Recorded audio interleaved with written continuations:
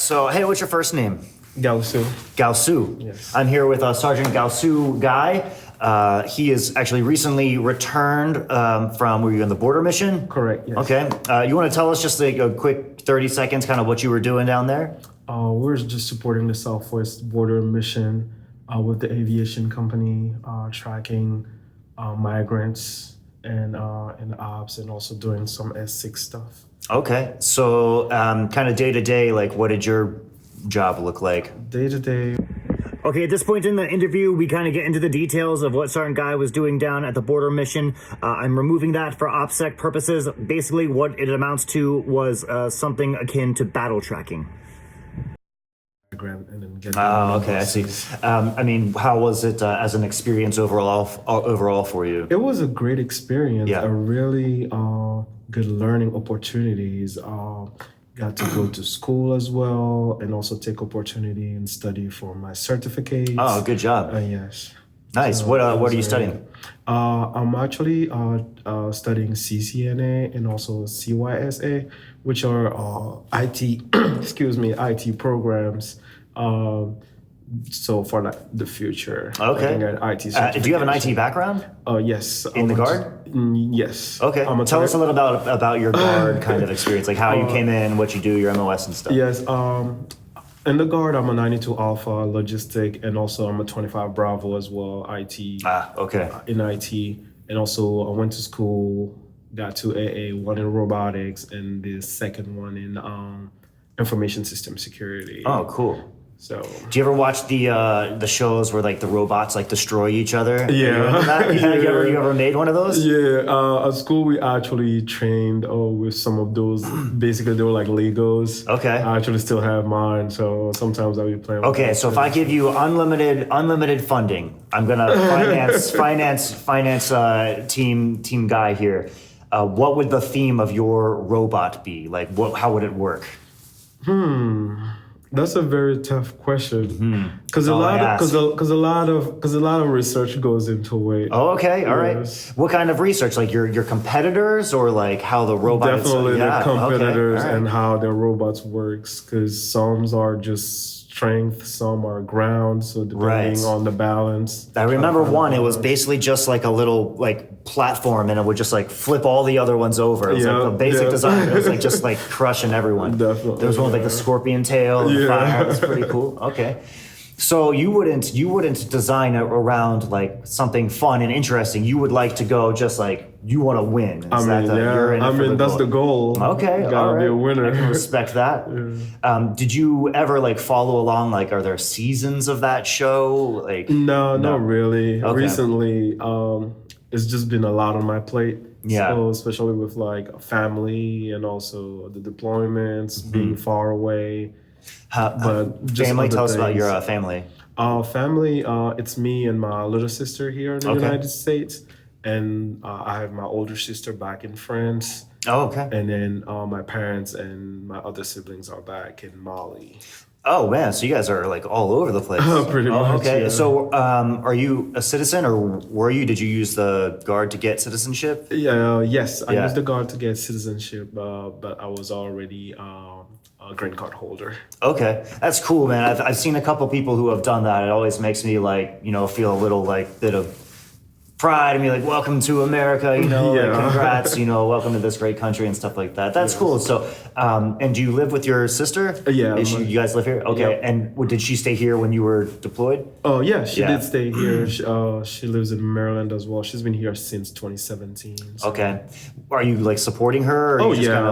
Okay. I mean, Africans. So was they it don't like, pay rent, is so. that, okay. Well, tell us a little bit about that kind of culture. Like, is that like expected? It's just It's something kind of that's- like expected, Yeah. being the bigger brother. So basically, you have to take care of your siblings, family, and there's just certain hierarchy into things that we, not to say programmed for, but Sure, but it's kind of automatically, ingrained culturally. exactly. It's like stuff like that's hard to break out of. Yes. And so, did you say you had an older sister as well? Yes. And so, what's the hierarchy? Is it like because you're a male? Is it traditional like Yeah, that? Like because I'm a male, it's more traditional. Because female, once they get married, they're off to their husband. Oh, I see. So It's their kinda responsibility. Yeah. Okay. And so, how was it for, I guess, your sister while you were employed, was you able to support her still? Or, yeah, I was able to support her, and she works as well. And then we had our cousins that came to visit her. Okay. And then my parents be going back and forth as well. So okay, they came at the time to see her as well. So. How often do you get to France? Oh, my last time there was 2021. 21, 20. Okay. So that was like 3 years. But was that because COVID or just because busy schedule, and then plus I had to go to the deployment for over a year. Right. So yeah, of course, yeah. I was planning to go prior to that, but then the deployment happened, and then. Okay. Do you have plans to go back there? I know you're freshly home. Definitely. Like you've been home like a couple of days, right? Yeah. I mean, I literally just came back from Africa as well, right after the deployment. A few days later, I went back to Mali to see the family. What's Mali like? I don't know much about that. Hot. Yeah. Yeah. Is it like desert? Is it more? It's kind of like mix of both, but it's really hot. Okay. Yeah. Is like the city? Would you consider it like modern or? It's getting there. Yeah. But lately it hasn't been really great for them. How is it? Is it some parts of Africa seem quite dangerous right now? How does it? Do you feel safe when you go there? Or? Yes, especially in the capital, yes. But it all depends, everywhere you go, there's there's danger, bad places, of course. Yeah, I mean, Baltimore is right down the street. Yeah. Okay. I mean, Baltimore is still good, but there's just bad places everywhere you go. Where do you prefer, Mali or France? Ooh, I'll take Mali. Mali? Yeah. Is that where you were born? Yes. Okay.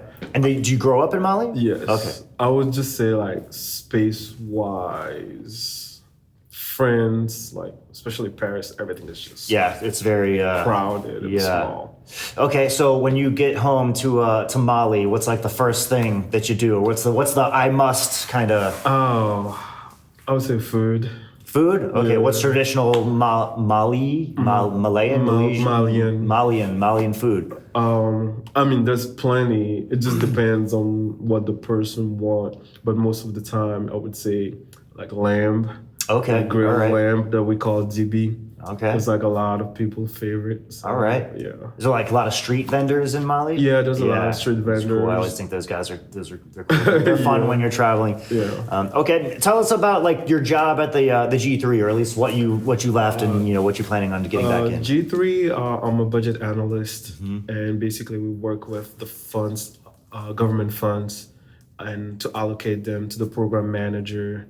And then we also supervise those accounts in order to see how they are being used and if they're being used or if money needs to be moved to like other places as well, depending on the funding type that we receive.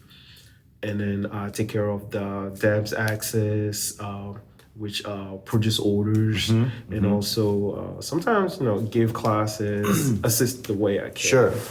Is there a level of like legal monitoring or fiscal responsibility that's a part of your job? Oh yes, definitely. It's a lot of responsibility. Yeah. Can you kind of describe what, in your own words, what a program manager is? A program manager is basically most of the time an officer that's the head or in charge of that pot of money that he received. So he basically try to do what he have it scheduled for, either for training, either for buying materials. It just depends on the type of like their activities that they're planning to do throughout the fiscal year. And so you have your background was signal, and what was the other? Logistics. Logistics. So how did you kind of get into the finance part? The finance part. It was it was funny how that happened. It was actually during COVID time. I got the chance to get the temporary position for it because the person that was in my position in the past, she wasn't available, and then I just happened to be picked by actually Sarah Major Fleming, and then and I came to G3, and there I am. All right. And ended up getting hired and everything. Very cool. So. Well, happy to have you home. If you could give your younger self or any like just people out there, like, do you have like life philosophy or work philosophy things that like a tip? Hey, if you do this, you'll always be successful. Ooh, work hard. Work hard. Yes, right. Work hard, and there's always opportunities to learn. Learn whatever you can. You never know when you will be able to use it. Great. Well, Sergeant Gueye, welcome home, and thank you. All right, thank you. All right, chat soon.